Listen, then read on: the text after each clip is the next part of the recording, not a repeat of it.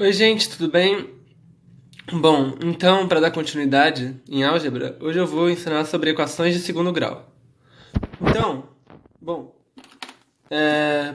para resolver equações de primeiro grau, vamos relembrar. O que a gente tem? A gente tem uma coisa da forma x mais b igual a zero, onde a e b são dados, né?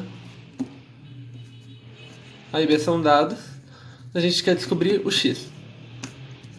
Então, o que a gente faz? Nesse caso é fácil, né?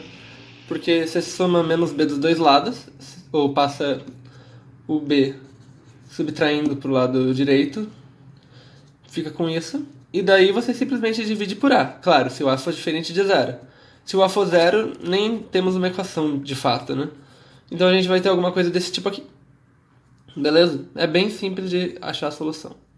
Você só faz essas duas manipulações, passar para o outro lado subtraindo e depois passar dividindo, e você chega nisso. Bom, e isso para equações de primeiro grau.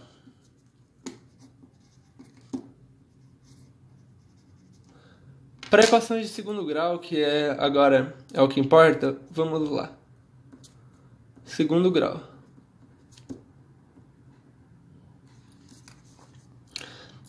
A gente tem uma coisa da forma ax ao quadrado mais bx mais c igual a zero. E agora, bom, a b, c são dados. A gente quer descobrir o x novamente. Só que, claro, o a tem que ser diferente de zero. Por quê? Porque senão não faz sentido, né? A gente pode ignorar esse termo, a gente vai ter uma equação do primeiro grau e vai cair nesse caso aqui. Então, beleza. A gente tem essa equação. Como é que a gente faz para resolver? A ideia aqui é a gente completar quadrados. Então, por exemplo, vamos fingir, por enquanto, que não existe esse termo bx, tá bom? Então a gente vai ter uma equação da forma x ao quadrado mais c igual a zero. Aqui é mais fácil, por quê? Você passa o c para o outro lado subtraindo, x ao quadrado igual a menos c, você divide por a, faz como se fosse uma equação de primeiro grau com x quadrado, então x ao quadrado é igual a menos c sobre a. Isso aqui a gente está supondo b igual a zero, tá? E agora a questão é, a gente sabe os números que ao quadrado dão isso. Que números são esses? São mais ou menos a raiz quadrada, tá bom? Do menos c sobre a. Aqui eu não vou entrar na discussão se esse número é real ou não, porque, por exemplo, isso daqui pode dar um número negativo. E nesse caso não teria uma solução real, mas, bom, essas daqui são as soluções, certo? Dessa equação. São duas soluções. E daí você se pergunta, primeiro, será que todas as equações de segundo grau vão ter duas soluções? E depois, como é que eu passo disso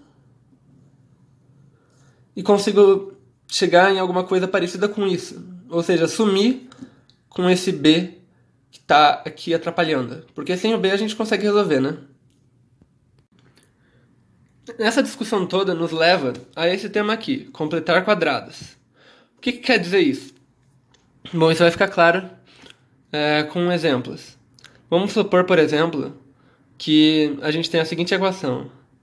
X ao quadrado menos 2x mais 3, digamos, igual a zero. Tá? É uma equação de segundo grau.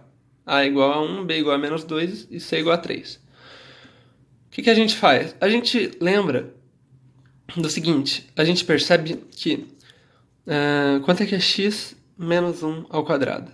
X menos 1 ao quadrado é x quadrado menos 2x mais 1, né? Então, na verdade, isso daqui é a mesma coisa que x menos 1 ao quadrado, tá sobrando quanto aqui? Mais 2, certo? Igual a zero. Então, a gente chega em x menos 1 ao quadrado igual a menos 2. Ou x menos 1 igual a mais ou menos raiz de menos 2. Em primeiro lugar, o que seria raiz de menos 2? Esse número não é um número real. Ok, vamos ignorar isso por enquanto. O que importa é esse processo de resolução para chegar nesse número, né? A gente chega que se tiver alguma solução vai ter que ser dessa forma. Seja lá o que for isso. E, é claro, agora a gente consegue passar o 1 para o outro lado. Para obter x igual a 1, mais ou menos, raiz de menos 2. E pronto, você conseguiu as duas soluções. Seja lá o que for isso daqui, tá bom? E daí você se pergunta, olha o que eu fiz aqui. Tinha esse menos 2. Eu agrupei esse menos 2 tudo aqui dentro. E daí, eu, com essa agrupação, com esse agrupamento, eu consegui, na verdade, fazer meio que uma mudança de variável, né? Você consegue resolver em x menos 1. Não é x, mas depois você consegue obter o x fácil, só somar 1. Certo? E daí você se pergunta, será que eu sempre posso fazer isso? A resposta nesse caso é sim. Nesse caso, era bem fácil de ver por que ia dar certo, né? Porque aqui x² menos 2x. Daí você lembra daqui, já aparece menos 2x naturalmente, quando você bota 1 aqui. Né? Então, agora, vamos lá. Finge que a gente tem algo da forma ax² mais bx mais c igual a 0. Bom, eu quero que eu aglomere esses negócios juntos num quadrado perfeito só, certo? E, bom, como é que eu vou fazer isso? Vamos tentar chutar valores, tá? Então eu vou pegar, sei lá, um certos c e d. Então é isso que eu quero que cx mais d ao quadrado apareça esse mesmo termo aqui no x² e esse mesmo termo no b. Eleva isso ao quadrado, fica c² x² mais 2cdx mais d², né? Note que o cara que está aparecendo com x² aqui é quem? É c². Então você quer o quê? Você quer que c² seja igual a A, tá bom? Daí você me pergunta, mas e se o A for negativo? Bom, você concorda que você pode simplesmente jogar tudo pro outro lado da equação e daí o A vai ficar positivo, né? Por exemplo, se eu tiver menos 2x² mais 3x mais 1 igual a 0, isso é a mesma coisa, sei lá, você pode multiplicar por menos 1. Você vai chegar em 2x² menos 3x menos 1 igual a 0. Esse é o novo A. Você vai ter um A positivo, tá bom? Então, c ao quadrado igual a A, ou seja, a gente pode escolher o c aqui, né? Vamos jogar c igual a raiz de A, positivo mesmo. E o que você quer? Você quer que 2cd seja o coeficiente do x, né? A gente está comparando coeficientes. O coeficiente do x aqui é o b. Então você quer que 2cd seja igual a b. Ou seja, que d seja igual a b sobre 2c. Só que quanto é que é c? É a raiz de A. Então d é b sobre 2 raiz de A. Vamos testar? Só para ver se a gente fez a conta certa? Quanto é que é a raiz de A? X mais b sobre 2 raiz de A ao quadrado. Isso daqui fica ax² mais... Agora vamos ver. O 2 corta com esse, o raiz de A corta com raiz de A. E o b multiplica com x, fica justamente bx. Legal. Mais quanto? Mais esse termo aqui, que vai ser b ao quadrado sobre 4a. Legal. Certo? Então, o que você tem? Você pode reescrever ax² mais bx mais c como sendo isso daqui ao quadrado, tá? Raiz de A, x mais b sobre 2 raiz de A ao quadrado, tá? E aqui ficou sobrando um b ao quadrado sobre 4a. Então você bota menos b ao quadrado sobre 4a. Mais o c igual a 0. Beleza? A gente tem essa nova equação. O que a gente faz? A gente fica com raiz de A x mais b sobre 2 raiz de A igual a b ao quadrado sobre 4a menos c. Opa, mais ou menos raiz disso, na verdade, né? Tem que tirar a raiz aqui. Legal, né? Bom, dá pra gente tentar simplificar isso, certo? Vamos primeiro fazer o seguinte.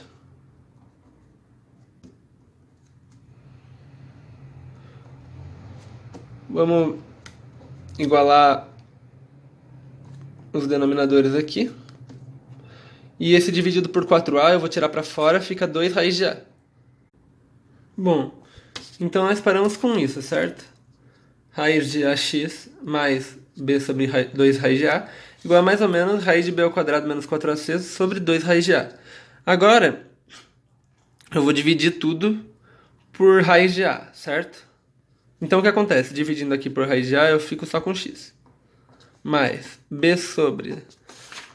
Bom, 2 raiz de a dividido por... Quer dizer, vai ser multiplicado, né, aqui embaixo. Raiz de a vai ficar 2a. Isso vai ser igual a mais ou menos raiz de b ao quadrado menos 4ac, também sobre 2a, certo? E agora eu passo para lá. Eu obtenho x igual a menos b sobre 2a. Eu posso juntar tudo, na verdade, né? E eu fico com isso. X igual a menos b, mais ou menos raiz de b ao quadrado menos 4ac, tudo dividido por 2a. E, bom, normalmente o b ao quadrado menos 4ac, eles chamam de delta, né? O discriminante da equação. E daí a gente tem a equação na forma tradicional. X igual a menos b, mais ou menos raiz de delta, dividido por 2a. Então, repara que foi bem natural, digamos assim, né, a ideia. Eu não fiz nada demais. Inclusive, eu vou mostrar normalmente o truque que eles fazem, daí nem tem que se preocupar com o sinal do a, em geral, porque a gente normalmente tem ax ao quadrado mais bx mais c igual a 0. O truque que o pessoal normalmente faz é o seguinte, multiplica por 4a, tá bom? Eu acho que é isso. A gente vai ficar com 4a ao quadrado, x ao quadrado, mais 4abx, mais 4ac, igual a 0. Daí a gente completa quadrados também. A gente vê que isso daqui vai ser igual a 2ax mais b ao quadrado, porque isso daqui vai dar 4 ao quadrado x quadrado. Aqui vai dar 4axb, 4abx, isso daqui. E vai sobrar um b quadrado que você subtrai no final, igual a 4ac menos b quadrado. A gente vai chegar na mesma resposta de antes, né? A gente vai chegar em 2ax mais b. A gente só não tem que se preocupar nesse caso, tá? Com o sinal.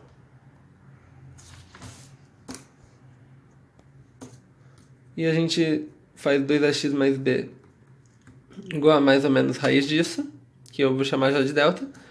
E resolvendo, passando as coisas para o lado de forma adequada, eu vou chegar exatamente nisso. Mesma coisa, dois métodos diferentes, com a mesma ideia, completar quadrados. Então lembre, completar quadrados sempre pode ser útil, até mesmo quando a gente não está falando de equações de segundo grau. A gente pode estar no meio de um problema e resolver completando quadrado.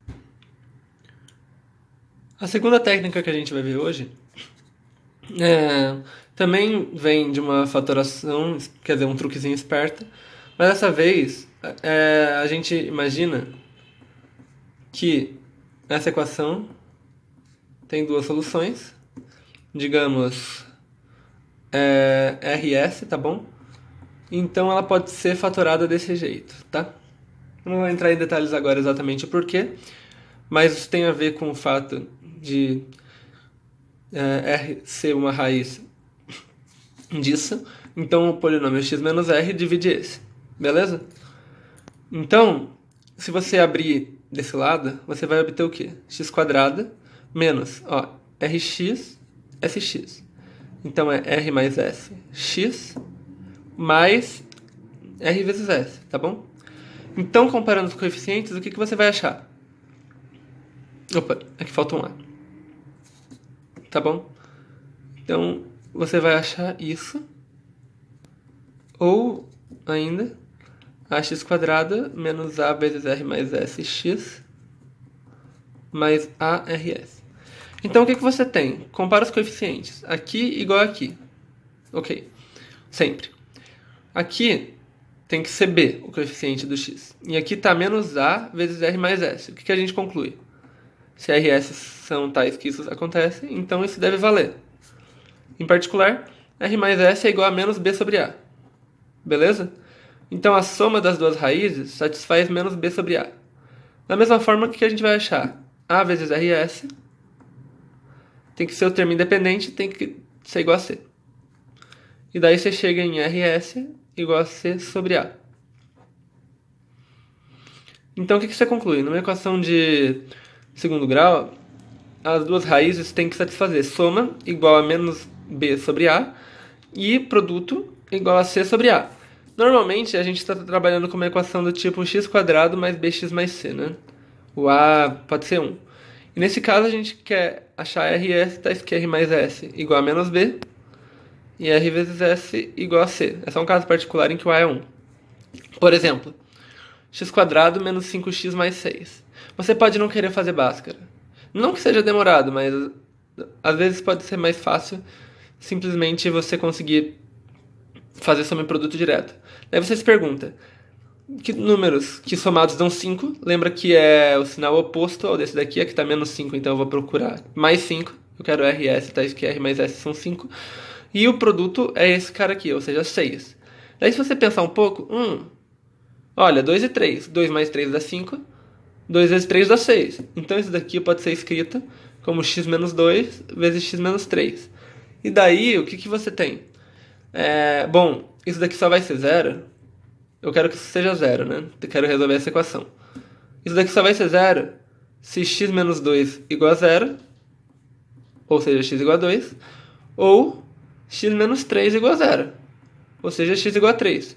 Então, os caras que você achar aqui do soma e produto vão ser justamente as raízes que vão dar certo aqui. Entenderam? Bom, agora vamos falar um pouco dos máximos e mínimos de uma função de segundo grau, né? Não é nem mais de uma equação que a gente está falando. Mas a técnica usada vai ser a mesma que a gente usou para encontrar raízes. Bom, se você fizer o gráfico de uma curva de segundo grau, você vai ver que ela vai ser mais ou menos assim, né? Então ela vai ser, na verdade, uma parábola. Eu não vou entrar em detalhes aqui sobre isso agora, mas vai ser isso. A curva vai ser uma parábola, mas ela pode ser assim ou algo assim, tá bom? Nesse caso, observa que ela tem um mínimo. Nesse caso, ela tem um máximo. Então a pergunta é, em que caso ela vai ter um mínimo, em que caso ela vai ter um máximo, e em que ponto esse mínimo é atingido, e quanto é que vale esse mínimo, e a mesma coisa para o máximo. Então vamos pegar a função de segundo grau, f de x igual a x² mais bx mais c. Beleza? Bom, então vamos voltar aqui, né? f de x igual a x² mais bx mais c. Vamos fazer o segundo truque novamente, ok? Então tá. 4a f de x é igual a 4 ao quadrado x² mais 4abx mais 4ac. E daí a gente acha que 4af de x é igual a quanto? 2ax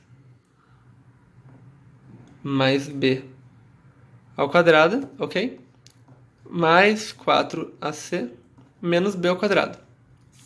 Lembra que a gente fez isso. E, bom, então f de x é igual a 2ax mais b ao quadrado mais 4ac menos b ao quadrado. Tudo isso dividido por 4a, beleza? Até aqui tudo bem. Agora, vamos pensar o seguinte. Primeiro caso.